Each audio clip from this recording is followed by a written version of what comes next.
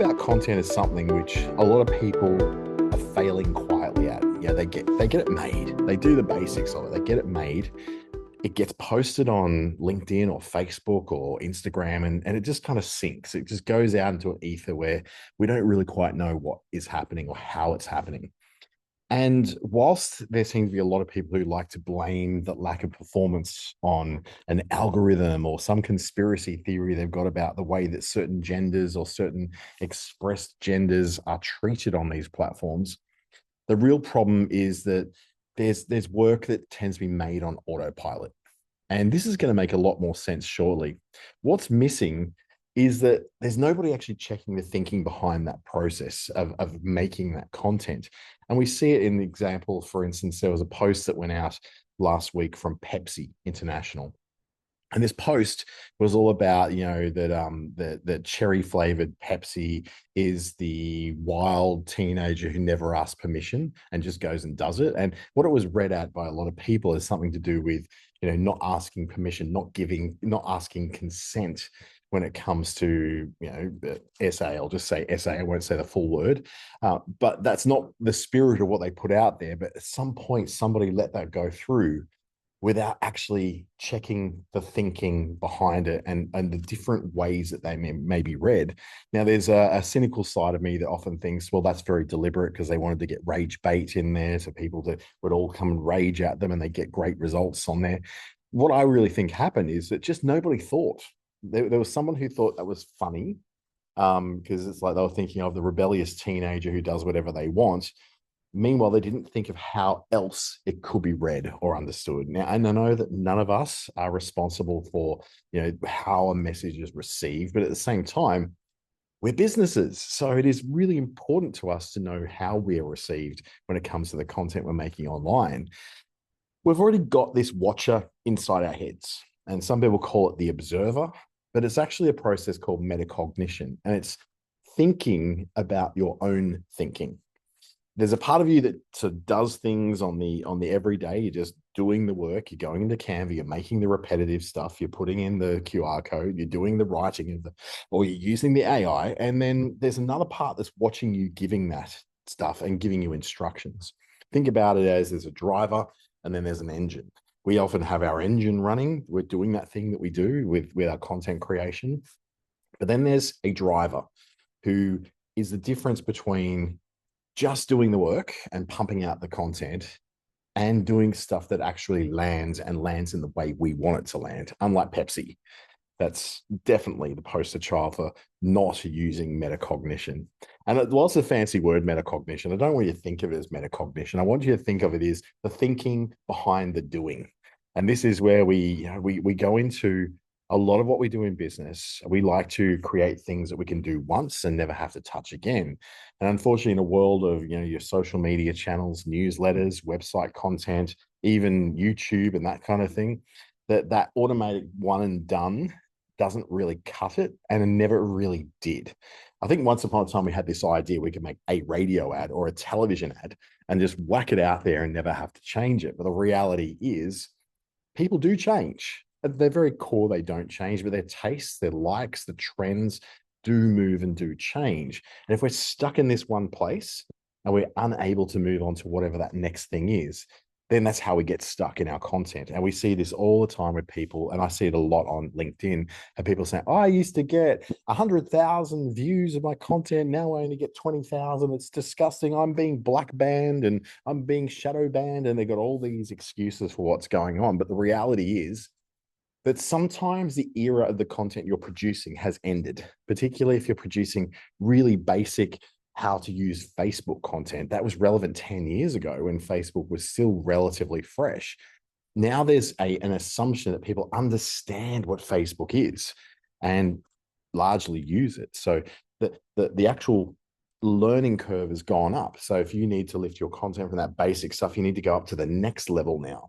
It's kind of like also when you've got graduates coming out of IT degrees in university wanting to become software developers and discovering very rapidly that there is absolutely no market for low-level, unexperienced, and very basic software development jobs anymore because AI does all that now. So they have to go, well, I can either freak out and go, everything's unfair, everything's wrong, smash the looms and become a Luddite, or they go, okay, so I need to up my skills. Let me go and up my skills to something that is employable. And that's how it works. So the same thing is with our content. Sometimes that era, the content that we're doing is now over. We have to move on to the next thing and whatever that next thing happens to be. So the two halves of the skill of metacognition when it comes to all this content creation is you've got knowledge, right? You have knowledge of how your own head works. You have knowledge of what the task demands. You know how to identify a content, a topic you want to talk about in a post on Facebook. You see your Canva template. You know how to slip in a piece of some kind of photo in there. You know how to change the text. Or that's just the skill side of it. But then there's the regulation that looks at that and goes, am I doing this right? Could I be doing this better? Could I perhaps change that template? And no, sometimes you just go, oh, I'm so sick of the way my stuff looks. I want to try something else. That's the observer. That's the thinker talking to you and going, okay, maybe I really do need to make a change in this. So it's the thinker that says, what do you do about this process of what you're working while you're working at it? Because raw talent kind of has a level it can come up to. And the watcher is what raises it up. So, okay, my repetitive task that I do every Wednesday at 10 a.m. is I do this thing with my Canva graphics, with my posting of Facebook ads, with my updating of my posts on LinkedIn. And that can get me so far. But then just that momentum and just that consistency isn't enough. I need to look at the next thing and I go, okay, metacognition says, let me go and look at my analytics or let me look at my insights. Okay. Metacognition then says, okay, that's not performing as well as it could have. Now, the non-metacognition, the automatic thinking goes, oh, the algorithm hates me. But metacognition says, what can I do better? It's not gaslighting yourself into being the problem because there is obviously an algorithm that does work for and against us sometimes. But it's what it says, okay, maybe there's something I need to look at here rather than just going and doing the same thing next week and the week after and the week after. And while none of us got into doing our businesses just to do marketing, that's certainly true. And I was the same. I got in there to make money, to be honest. But now I'm spending a lot of time marketing. It actually becomes fun when it becomes something that you assess and something that you kind of watch yourself doing. The fun bit is not the repetitive task. The fun bit is, what can I do different? What can I do that's slightly better this week? How can I become 1% better? And there's a cycle that goes underneath this, which is all about monitoring how that stuff's going. That's why you go into your analytics and go into your insights, monitor what's working, evaluate what you think it is about that that's working or not working. And then you do something new to help it grow. And then you plan what the next step is. They plan, monitor, evaluate, grow. And the plan is pretty much what you start with. You start with some kind of plan, a tactic, or in my case, quite an extensive strategy for my content. And then monitor how it goes. And some weeks it'll go freaking amazing. Other weeks, it just seems to just lie there. I was in a content funk and then I found 2 posts in the last 2 weeks that really quite lifted my profile. Now, the problem is though, that when things lift your profile, it isn't always a good thing. So this metacognition then says, oh, I had that post go viral. I've got 100,000 people have seen it and all these thousands of people have commented on it. Metacognition then is the one that says, but is that helping me make money? And that's the difference when you do the evaluation of whether you're actually evaluating it against your business goals or whether you're evaluating against vanity metrics such as likes and shares and comments and followers and all those things that don't necessarily make money. And metacognition is what I used in the last 3 months to significantly change the kind of content I did from stuff that I knew was guaranteed to always give me a great rousing applause and people going, yay, great stuff, love this, to stuff which was a lot more boring, but targeted at a very specific kind of person, a small business or a sole trader who doesn't have the digital skills that they need to be able to get to that next level in their business. And while there's a lot less of those than the ones I used to get, and I'm getting far less momentum with my content, what I'm getting is the right people are sending me messages. That's what I'm looking for, because the right people sending me messages is a lot closer to getting a dollar sign than what pumping out viral sounding stuff. And the problem is that most of our coaches and advisors out there in social media land are still obsessed with vanity metrics. They'll say things like, oh, those things don't matter when it comes to reporting that you haven't gone any better.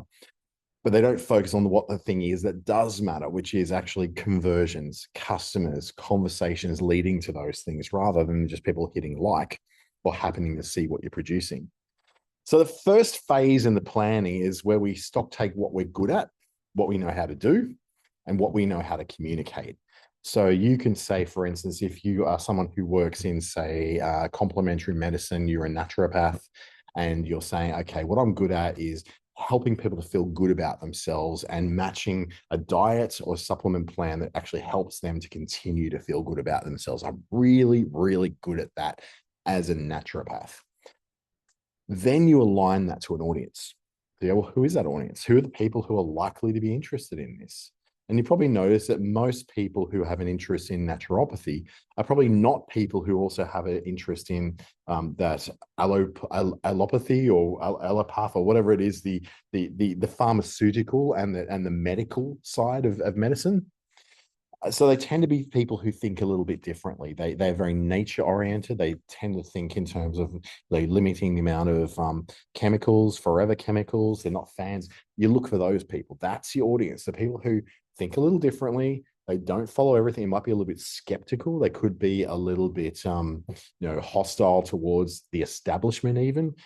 That's how you go, okay, here's what I'm good at. Here's what I do. And here's the audience I think could be open to that. And then you pick the format first. What is the format that serves what you're trying to say to them? Now, that could be video. It could be you doing a talking head yapping video. I love a yapping video sometimes, but sometimes I also enjoy a long read. So what it could be is perhaps an article. It could be a newsletter. I consume so many newsletters. I also produce a couple of them every week. So it's one of those things that, what is the thing that you do? Now, the format first should be matched to the audience that you're trying to reach. What are they likely to come across? Are they more someone who reads threads in Reddit? Are they someone who watches Instagram Reels? Are they somebody who consumes mostly on LinkedIn? Or is it through their inboxes where they feel there's a sense of privacy and they're not sort of expressing what their cynicism and their beliefs are in a very open format like Facebook and Facebook groups? So that's phase one. This is where you plan for this sort of stuff. But be aware that all plans tend to be subject to what happens next, which is, how it's actually going to go. So as part of that plan, we write a bit of a brief before we do the content. And this is where we go, okay, well, where is our audience starting from? And this part is often skipped, but it is probably the reason why most content fails, because we just automatically go, oh, I know this audience. I know what they want. And then we start to make assumptions that don't land. So we have to look at what our audience already knows. So in their case, let's use the naturopath as an example. The audience may know that they have a stomach issue. They've got constant gastric reflux that's really making their life uncomfortable. And that's their starting point or their pain point. And then we look at, well, what they should feel like. What is the outcome at the end that they want to have? We know they have reflux always affecting them. I'm probably in that camp as well. How they should feel at the end is not having reflux. Ultimately, it shouldn't be something which is even noticeable. They shouldn't, I don't think people should even notice that they have stomachs. It's something which happens internally with us. So if you think about that, well, the input is that they know that they're uncomfortable and they want to feel comfortable about eating and the food they have and not feeling sick all the time. And then we look at this next line, which is look at the one idea that carries the whole piece. And that idea could be something like, you shouldn't have to feel uncomfortable. There are alternatives that help you to feel comfortable. The way you feel is because of the food you eat. What of those ideas could be what you carry through? So you might focus on the food, you may focus on treatment, you may focus on the feeling they're going to have afterwards, but you have an idea of how you're going to communicate that that's matched to the kind of person you're trying to reach. Phase two then is where we have to take stock of what's happening. So we run this internal auditor. So this is where we, if you've got someone else, it's always great to have someone else looking at this. But if you are a one-person business, well, then this is you. You are the internal editor while you're working. And what you do is you're looking at what is happening in real time as you're writing all this out. So what you want, is something that's worth you editing more at the end. So we all try to pump it out as like one thing, one and done. And then we go to ChatGPT and pump out this thing. We go, that will do. But we're not doing that internal editor who looks at that and goes, oh, that feels like it's so robotic. That feels like it just doesn't land. If I was that person I'm trying to reach, would I care about what I've just written there? And in most cases, if we do have a think about that, the answer is usually no. We actually internally know that nobody cares about that post we just made.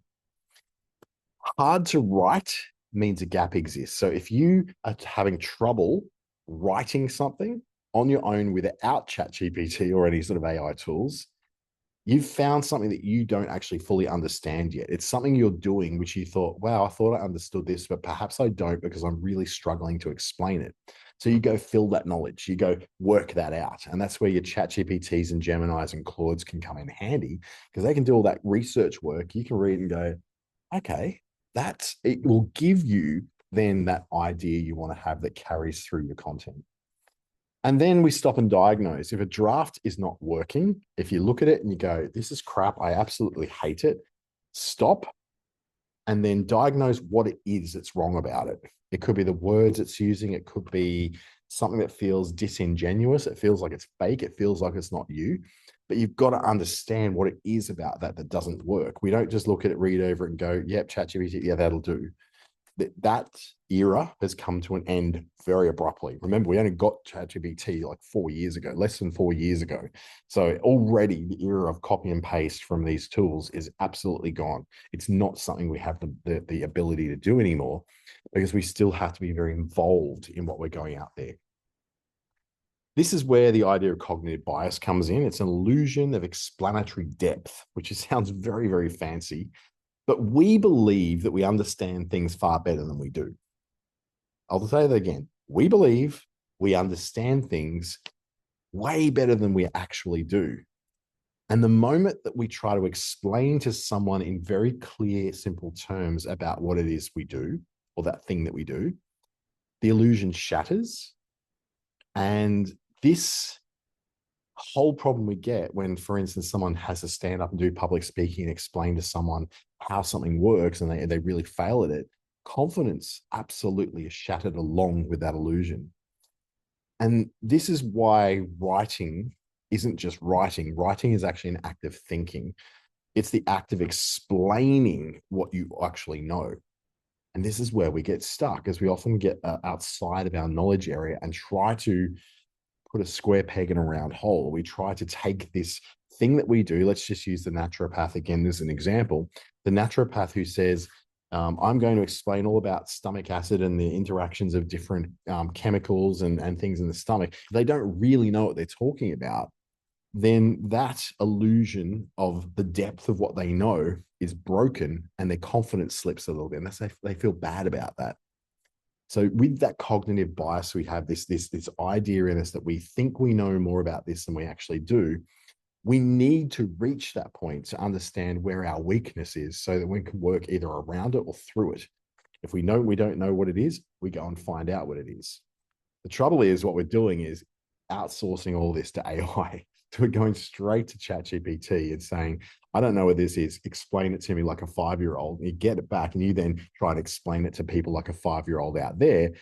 And it ends up not landing with them because it has no relationship to them. Because guess what? They're not 5-year-olds. They're people who have a real problem that they're looking to you as the expert. And if you don't know how to explain it or how to work with it, and ChatGPT does, it's going to show that it's not an imposter syndrome when you're actually being an imposter. But there's also a curse of knowledge. Because once you know something and you understand it, it's absolutely impossible for you to remember what it feels like not knowing that thing. And that's the big curse, is that you are trying to explain things to people who don't know this thing, what you know, without you remembering what it was like before you understood it. And this is part of the struggle I have every time I do a workshop or some kind of thing like this, is I remember that there's things that I never understood until someone used a metaphor or an analogy or some kind of simile that would explain to me, not in simple terms, but they paint a picture for me. So like my pictures I'm painting today are about the naturopath, or the idea, the square peg in the round hole, of trying to link something that is well understood by everybody with a concept that has a fancy name like metacognition. So once we know that's something, we forget what it's not knowing it feels like, and we tend to skip all the steps it took for us to know about it because we're trying to fast forward people into that knowledge. And you assume then that the context that existed for us, that helped us to learn that thing, that somehow it doesn't exist for them, and it doesn't need to exist. We can skip them forward somehow. But what we need to do is check on every one of those little assumptions we're making about what the audience already knows. And one of the ways you can do that is you can produce multiple kinds of content, beginner, intermediate, and advanced content for different people at different stages of their journey towards doing whatever it takes for them to be able to use your service or buy your product. Think about if you're researching to buy a washing machine, right? You're looking at a washing machine. Okay, I look at washing machines. All I'm aware of washing machines is the ones that have the door in the front or the ones that have the door on the top. Top load, front load. That's about all I know, and a few brand names, and that's about it. I don't understand any of the technology that goes on behind there because I don't think they've really changed much in about 50 years. But there is a lot about that particular kind of appliance that I could learn about. For them to adequately explain to me what I want to know about a washing machine is really if it's a top loader or a front loader and the energy usage and the water usage. That's about all I need to know. And I don't know those things about those washing machines. I don't automatically necessarily know what the difference in water usage between a top loader and a front loader is. They need to make that information available. Even if I do know some of it, I still need to know all of it before I make an informed purchase. And when we're trying to teach people something on our content in order to get them closer to actually purchasing with us or using something that they're paying for our services, then we need to make all those different levels actually approachable. If it's too simple, people at the top end of knowledge will think it's being too simplistic. If it's too complicated, people at the bottom end of the knowledge are going to think that it's too complicated and too hard for them to approach. So you kind of got to hit all those angles. So once we've done that monitoring of ourselves and the way that we're thinking about producing that content, then we move on to the evaluation of it. And this is where we have to start editing, cutting, and really being honest with ourselves. We tend to avoid this stage because it feels like we're losing something. So this is, for instance, where I just produced 4 weeks full of content, and I got to this phase and I realized it's all absolute rubbish. And I feel like I've sunk all this time into it, and that's all lost. So I avoid it. I don't want to go and remake it. I don't want to have lost all of that time. But the hour's gone anyway. Like whatever hours you spend on it, they're gone. So cutting it is the best thing you can do, because you're not just losing the time that you've wasted, but you're also going to lose all the time you wasted in that stuff going out. That's not the time you've wasted. You're wasting the time of people online with stuff that doesn't match them to the point where they just won't see it. So if you're not going to have anyone see your stuff anyway, you might as well spend a bit more time to get it right. And you're already over halfway there because you've done the plan, you've done the monitoring, and now you can evaluate. So you've already done half the work. So it's not that big a jump to get better content through just simply by going, this stuff's crap, let me go back and start again. So judge yourself against the original brief you had. This is my customer. This is what I know about them, how far, what they already know. And this is how I know they want to feel. Okay. What is the theme, the idea I'm going to carry through this in order to connect what they want to feel like with where they are now? Okay. So that's the brief. They have stomach acid problems. They want to not have stomach acid problems. Does this thing I've written have any way that it helps someone out with matching what they want to be like with what they're feeling like now and getting that outcome. If it doesn't, it's actually a failed piece of content, and you need to go back to the beginning and go, this is what I need to write about. And the problem is that it sometimes sounds a little bit repetitive, right? How many times can you talk about stomach acid? Well, it turns out quite a lot of times, because a lot of people have this problem, me included. So I go, well, I'm always looking for little tricks and hacks and ways around it before I finally go, you know what? I just got to go and see someone about this. And who am I going to go and see? The naturopath that I've been watching in their content for the last 3, 6 months, a year, something like that. The last phase is the growth phase. And this is all about you going, I've published it. Now I need to assess how it's going. And this is the phase that really helps you to get that compounded growth over time. You've got to ask what worked. Okay. What about this seemed to land? And then we deliberately repeat what that was that seemed to land. In my case, there was a post I did last week that landed really well. Why did it land well? Because it sort of dug into this very strong skepticism that people have about AI right now. So yeah, it did that. But the problem was, though, that just about everybody who was commenting were not even in this country, let alone in my target audience list. So what worked is that I hit on something that was very commonly believed by a lot of people. What didn't work, and this is where did I stall, the friction point was it was the wrong people who saw it. So whilst it was maybe the right message, the wrong people saw it. So what have I got to learn from that? So for me, it was I was doing that post for the applause, not for my business outcome, which was to get more people to book my time. So what is one thing I would change in there is that I'd make it less accusatory against AI, and I'd make it something that wasn't quite so bright in its graphics to appeal to somebody who's searching for a very specific thing. Instead of saying, this is where we go wrong with making AI graphics, I could go a different direction and say, okay, what we're doing here is talking about how to make AI graphics that don't feel fake. Okay, maybe that's the post I could have done. I wouldn't have got 100,000 people viewing it, but I could have got a couple of hundred people viewing it. And out of that couple of hundred, almost all of them were in my target audience. Okay, that's the thing I could change. Rather than making it bright and cheerful and very deliberately attention grabbing, make it ask a question that's being asked by my target audience right now about how to create those in the first place. They're not looking at the ethics of this. They're just looking at, I've got little time. I want to be able to use a tool to help me make this faster.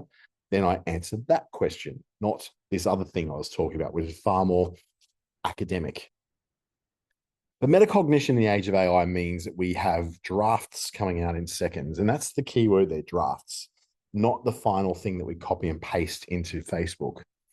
But it is quietly risky because when we trust ChatGPT or Gemini or Claude a little bit too blindly, our thinking goes to sleep. And the watcher, the observer, the part of us that's thinking also goes to sleep with it. But your job still stays the same. You still have to own the outcome of all this.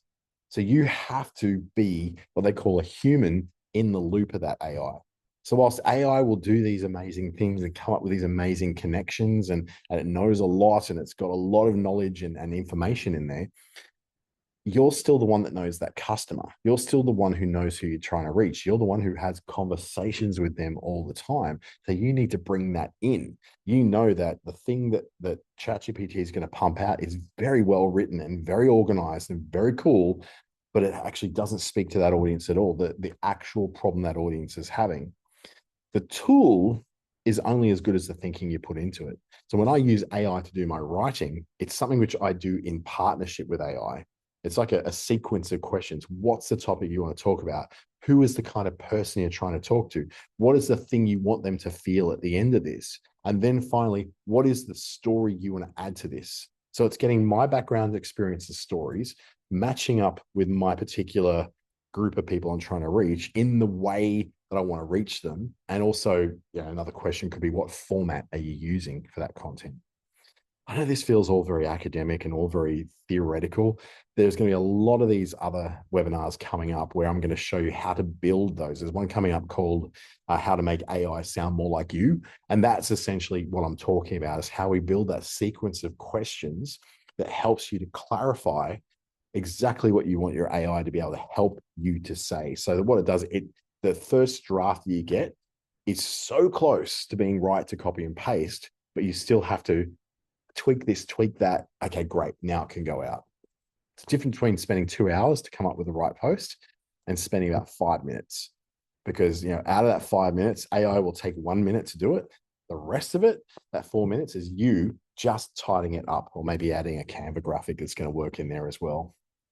So your operating system for being a bit more metacognitive oriented, if that's a term, is to grow. After you publish, run the postmortem, change that one thing, right? And then we evaluate. Well, we start with the plan, really. Before you make anything, write a brief about what you want to do. So think about the plan first. Then, before we go and do much more, we monitor it. If we monitor how we're writing it, how we're producing it, monitor our own thinking about how we're going into that. Then after we publish, run that post-mortem and change just one thing. 4 moments, just slow it down a little bit at each one. I know we want to just do it once in ChatGPT and let it take over everything. But the reality is that in a world of content, which is so taken over by AI at the moment, the stuff that's standing out and really landing, and all the algorithms are really picking this up well at the moment, the stuff that's really landing is the stuff that just hits someone right there, right in the chest, in their heart. And that's what AI just doesn't get quite right yet. It can say all the right words, but it doesn't have the outside, walking in the sunshine, feeling the grass beneath your feet, having a conversation with a client or a customer, feeling the empathy for them, understanding where they're coming from, getting the joy out of you connecting a solution to the problem they have. It doesn't have any of that. You need to add that in. And as you add that in, then AI becomes a really good partner to work with. You can continue learning more about this online. I've actually put together all that into a really good interactive app. So you can just look it up anytime you need to and run that test. Make sure that you are thinking as you're producing this stuff. And I know it feels like a really mixed thing and such a weird thing, but if you can go there and find that will get you started on being able to do that and answer a lot of your questions as well. I know that there's a couple of questions that are coming up as well. So what I'll do, I'll just pop on out of this full screen because it's make it really hard for me to interact with Zoom. I think I saw a hand up from someone. No, it's gone down again. But yeah, basically what we're looking for is for you to find the best way forward in how to reduce that by thinking at every step. And it seems like such a basic everyday thing. You have to think before you write and you have to think before you post. But so few of us actually do that. I think Flora is asking a question there. Flora, if you just want to type into the Q&A your question in there. Screen sharing is paused, I think. Let me just quickly unpause that. Hi again. I have so many problems when it comes to with screen sharing lately. There we go. That seems to be back on again now. So there you go. There's your QR code. I think that's probably what you're putting your hand up there for. So please do have a look at that, or go to learninnovation.au/2026/metacognition. It's a little guide I've put together as I was thinking through this topic as well, and putting that in, and yes, using some AI to help me to make that guide as well, as long as I knew what I was doing in there as well. So hopefully that's now, I've got a Q&A in here. Thank you. Yes, a copy of the presentation, the recording, and this guide will be sent to you as well. So I'll be sending that through to you. So thank you very much for asking that question. And the replay, yes, it will be sent. So I'll be sending that through at the end of this. I'll send an email through to everybody that's got links to all of that stuff once the recording processes. I also put these recordings up on not Facebook, on YouTube as well. So if you look for my own one, Darwin Innovation Hub, or Dante St. James, you'll find a whole lot of stuff in there that I've been putting onto YouTube over the years as well to help you out.